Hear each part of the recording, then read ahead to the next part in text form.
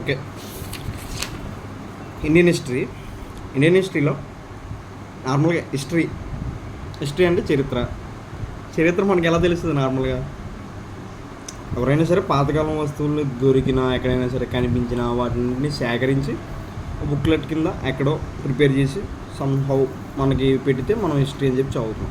అది ఎలా మనకి ఆ సోర్సెస్ ఎలా వస్తాయి? ఆర్కియలాజికల్ సోర్సెస్ ద్వారా మనకు అన్నీ వస్తాయి. ఆ సోర్సెస్లో మనం ఏం చూసి పెడతాం? ఇన్స్క్రిప్షన్స్, అలానే coins, monuments and sculptures, excavated materials, dating methods and archaeology. అంటే ఈ కాయిన్స్ అంటే నాణేలు మనకు తెలిసిందే. నెక్స్ట్ ఇన్స్క్రిప్షన్స్ అంటే శాసనాల ద్వారా, వాళ్ళు వాడే నాణేల ద్వారా, మొమెంటమ్స్ అండ్ స్కల్ప్చర్స్ చిహ్నాలు మరియు శిల్పాల ద్వారా, అలానే ఎక్స్కవేటెడ్ మెటీరియల్ పురావస్తు తవ్విన పదార్థాలు ఉంటాయి కదా, ఆ వాటి ద్వారా, అన్నిటి ద్వారా మనకి మన హిస్టరీ కోసం తెలుసుకుంటాం. ఇప్పుడు నార్మల్గా హిస్టరీ నార్మల్గా ఎవరైనా సరే ఫస్ట్ ఫాదర్ ఆఫ్ హిస్టరీ ఇలా క్వశ్చన్స్ అవి వస్తాయి. మన ఎగ్జామ్ పాయింట్ ఆఫ్ వ్యూలో చూసుకుందాం. అంతకుమించి ఎక్కువ వద్దు, నేను ఓవరాల్గా చెప్తా, కానీ మనకి ఎగ్జామ్ పాయింట్ ఆఫ్ వ్యూలో ఎంతవరకు కావాలో అంతవరకు మనం చూసుకుందాం. ఇప్పుడు ఏంటంటే ఫాదర్ ఆఫ్ హిస్టరీ ఎవరు? హెరిటోడియస్ని ఫాదర్ ఆఫ్ హిస్టరీ అంటాం. అంటే చరిత్ర పితామహుడిగా హెరిటోడియస్ని చెప్పుకుంటాం. ఇప్పుడు ఇండస్ వ్యాలీ సివిలైజేషన్ అనేది మనకి పూర్వం ఉండేదని మనం ఫైండ్ అవుట్ చేసాం. ఇండస్ వ్యాలీ సివిలైజేషన్ ప్రపంచంలో మనకి ఇండస్ వ్యాలీ సివిలైజేషన్ కంటే ముందు మనం Egypt civilization, Mesopotamia civilization, Chinese civilization ఉండేవన్నమాట. కానీ ఏమైందంటే 1921లో బ్రిటిష్ రూలర్స్ మన ఇండియాలో రైల్వే లైన్స్ చేస్తున్నప్పుడు కొన్ని వస్తువులు బయటపడి, ఎక్కడ పంజాబ్ పాకిస్తాన్ రీజియన్లో కొన్ని వస్తువులు బయటపడి, ఆ ఆర్కియాలజికల్ సైవర్లో రేడియో కార్బన్ డేటింగ్ టెస్ట్ చేస్తారు కదా, C614. ఇది ఖచ్చితంగా అడుగుతారు. దేంతో రేడియో కార్బన్ టెస్టింగ్ C614 అనేది మీరు గుర్తుపెట్టుకోవాలి. C614 ద్వారా అవి అరౌండ్ 3000 to 1500 BCకి సంబంధించిన అని చెప్పి చెప్తారనమాట. అప్పుడు ఏంటంటే అక్కడ తవ్వకాలు స్టార్ట్ చేసి ఈ ఇండస్ వ్యాలీ సివిలైజేషన్ అయినా, హరప్పన్ సివిలైజేషన్ అయినా రెండు ఒకటే. దీన్నే మనం ఇంకా లివింగ్ సివిలైజేషన్ అని కూడా అనుకుంటున్నాం, ఎందుకంటే ఇప్పటివరకు కూడా అలా సివిలైజేషన్ జరుగుతుందని దాన్ని అలా అనుకుంటాం.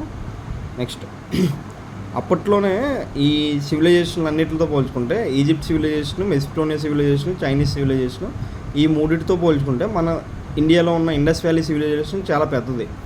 ఎందుకు పెద్దది అంటున్నానంటే అది దగ్గర 1400 స్థావరాలు బయటపడ్డాయి ఆ తవ్వకాల్లో.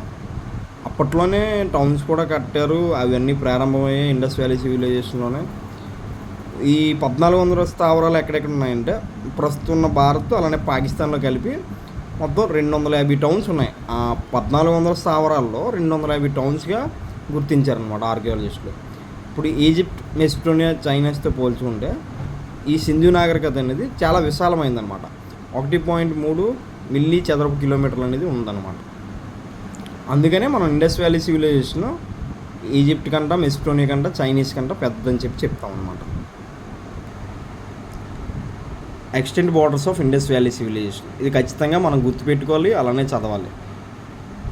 అంటే మన యొక్క సరిహద్దులు అనమాట, ఆ నాగరికతకి సంబంధించిన సరిహద్దులు, ఇండస్ వ్యాలీ సివిలైజేషన్ యొక్క సరిహద్దులు నార్త్ ఈస్ట్, సౌత్, వెస్ట్, ఈ 4 జోనల్స్లో మనం గుర్తుపెట్టుకుంటాం. దాని కోడ్ వచ్చేసి మ్యాట్స్. నార్త్లో మాండా అని ఉండేది అనమాట, అది జమ్మూ అండ్ కాశ్మీర్లో ఉంది ప్రజెంట్. అలానే ఈస్ట్లో ఆలంగ్పూర్ అని ఉంది, అది ప్రజెంట్ ఉత్తరప్రదేశ్లో ఉంది. అలానే సౌత్లో దయామాత్ అంటే అది ప్రజెంట్ మహారాష్ట్రలో ఉంది. అలానే వెస్ట్ బెంగాల్, అదే వెస్ట్ సైడ్ సుక్తాజన్రా పాకిస్తాన్లో ఉందన్నమాట.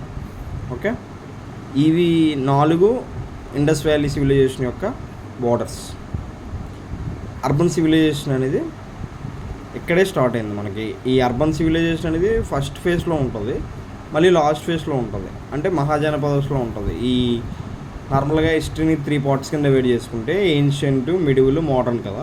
ఈ ఏన్షియంట్లోనే మనకి ఫస్ట్లోనే అర్బన్ సివిలైజేషన్ ఉంటుంది, అంటే టౌన్షిప్స్ కోసం. అది ఇక్కడ చూసాం మనం ఈ ఇండస్ వ్యాలీ సివిలైజేషన్లో. తర్వాత మళ్ళీ వేదిక ఏజ్లో మనకి అది కనబడదు. అలానే నెక్స్ట్ మళ్ళీ మహాజనపదాస్లో టౌన్షిప్స్ కోసం మాట్లాడతాం, డెవలప్మెంట్ కోసం. నార్మల్గా ఇది ఇక్కడ మనం ఎక్కడెక్కడైతే ఆర్కియలాజికల్ సర్వేస్ చేశారో అందులో కొన్ని మేజర్ స్థావరాల కోసం మనం ఇప్పుడు తెలుసుకుందాం. హరప్ప. హరప్ప సివిలైజేషన్ ఎందుకు అంటున్నారంటే, హరప్ప అనే ప్లేస్లో అది ఎక్కడుందంటే రావి నది సమీపంలో ఉందన్నమాట. ఈ ఆర్కియలాజికల్ సర్వే గైడ్ ఎవరు చేశారంటే దయారాం సహాని. అంటే ఒక్కొక్క ఆర్కియలాజికల్ సర్వే అంటే ఇప్పుడు బేస్ క్యాంప్ ఉందనుకో, దానికి లీడర్ ఉంటారు కదా సర్వే చేయించడానికి, అలా అక్కడ దయారాం సహాని అని ఆయన ఉన్నారు. అక్కడ ఏం దొరికాయంటే, ప్రధానంగా ఏమేమి దొరికాయంటే 6 గ్రైనరీస్ ఇన్ 1 లైన్, అంటే 6 ధాన్యగారాలు దొరికాయి అన్నమాట. ఒకే వరుసలో ఉన్న 6 ధాన్యగారాలు దొరికాయి. అలానే హెచ్ షేప్డ్ సిమెంట్రీస్, హెచ్చాకారంలో ఉన్న శ్మశాన వాటికలు దొరికాయి. ఫోర్ట్ అంటే ఒక కోట కూడా అక్కడ కనిపించింది. H shaped cemeteries, 6 granaries in 1 line, archaeological survey guided by Dayaram Sahni. ఇవన్నీ హరప్పా రిలేటెడ్ క్వశ్చన్స్ అనమాట. అలానే హరప్పా అనేది రావి నది సమీపంలో ఉందనేది కూడా ఈ టైప్ ఆఫ్ క్వశ్చన్స్ అడుగుతారు. ఇప్పుడే మళ్ళీ చెప్తున్నాను, నేను only exam point of view మాత్రమే మాట్లాడుతున్నాను. దీనికోసం అంతగా పెద్దగా థింక్ చేయాల్సిన పని కూడా లేదు. మీరు మోహన్ జాదవ్ మూవీ చూసారంటే మీకు అర్థమవుతుంది కొంత అప్పట్లో ఎలా ఉంది ఏంటి అని. హరప్పా చూసాం కదా, అలానే ఇప్పుడు మోహన్ జాదవ్, అది ఇండస్ రివర్ దగ్గరలోనే ఉంది. దాన్ని గైడ్ చేసింది ఎవరంటే ఆర్డి బెనర్జీ అని ఆయన గైడ్ చేశారు. ఇక్కడ ఏంటంటే ఈ ప్లేస్లో మోహన్ జాదవ్ అంటే నార్మల్గా మోహన్ జాదవ్ నేమ్ దాని మీనింగ్ ఏంటంటే మట్టి దెబ్బలు ఎక్కువగా ఉన్నాయన్నమాట. అక్కడ రైల్వే ట్రాక్ వేస్తున్నప్పుడు బాగా ఎక్కువ పెద్ద ఎంత అయినా సరే దెబ్బలుగా రాయిలుగా కనబడుతుంది. అది ఆర్కియాలజిస్ట్ చెప్తే వాళ్ళు సర్వే చేసినప్పుడు అవి తవ్విన తర్వాత అక్కడ అవి సిమెంట్రీస్ కింద పరిగణించారనమాట. అంటే అవి మృతదేహాలను పెట్టుకునే ప్లేస్ అనమాట. మోహన్ జాదార్లు అంటే డెడ్ పీపుల్ సిమెంట్రీస్ అని చెప్పి అనేవారు.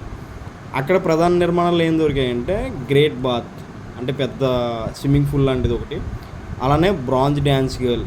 ఈ క్వశ్చన్స్ ఖచ్చితంగా వస్తాయి, ఇవి మీరు ఖచ్చితంగా గుర్తుపెట్టుకోవాలి. Next assembly hall, woven cloth, నేచిన వస్త్రం కూడా అప్పుడు బయటపడింది. అలానే చహుందారో మీద కూడా చాలా క్వశ్చన్స్ వస్తాయి, మనం ఖచ్చితంగా దీనికోసం గుర్తుపెట్టుకోవాలి. చహుందారో అనేది ఇండస్ రివర్ సమీపంలో ఉంటుంది. దీన్ని గైడ్ చేసిన ఆర్కియాలజిస్ట్ నేమో ఎంహెచ్ ముజుందర్ మాకా, ఇద్దరు గైడ్ చేశారనమాట చహుందారోను.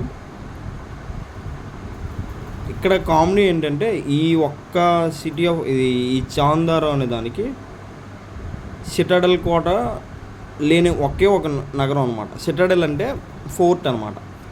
ఫోర్ట్ చుట్టూ నార్మల్గా మనం ఇప్పుడు చుట్టూ ప్రహరీ గోడ కొట్టుకుంటాం కదా, అలా కోట చుట్టూ ప్రహరీ గోడ లేనిది ఒకే ఒక ఏంటి అని అడిగితే అప్పట్లో మనం చహుందారో అని చెప్తాం.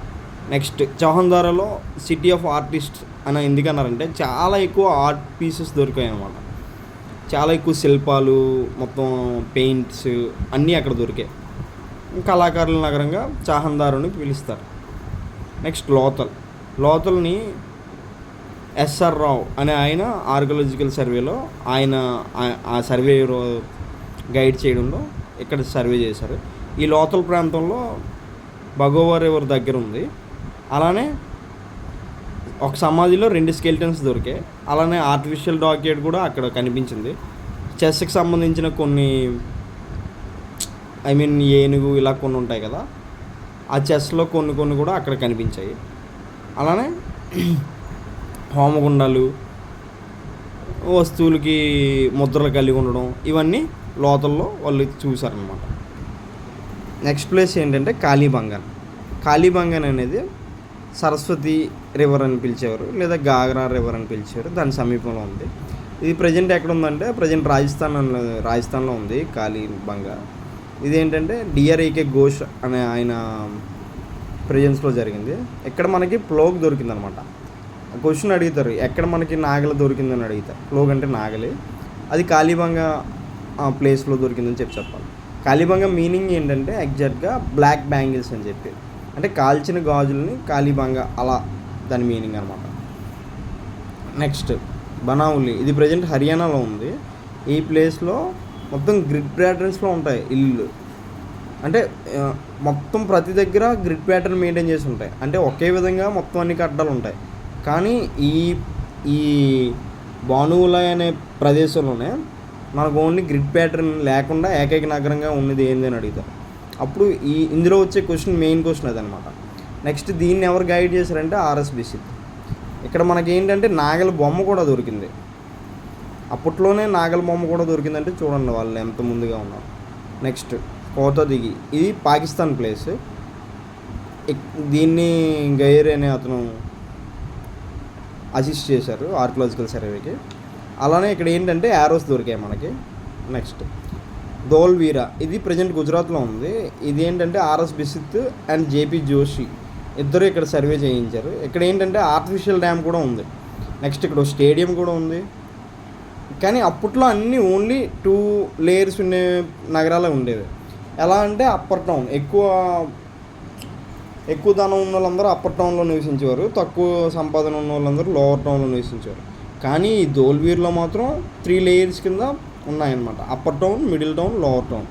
అంటే మధ్యతరగతి వాళ్ళు, బాగా బిలో పావర్టీ లైన్, బాగా సంపాదించిన వాళ్ళు, ఇలా సాగ్రిగేషన్ చేసుకున్నారు. అప్పట్లో ఓన్లీ ఈ వాణిజ్యం మీద ఎవరైతే ఎక్కువ ఉన్నారో వాళ్ళని మాత్రమే సెపరేషన్ చేసుకుని వాళ్ళు ఉండేరన్నమాట.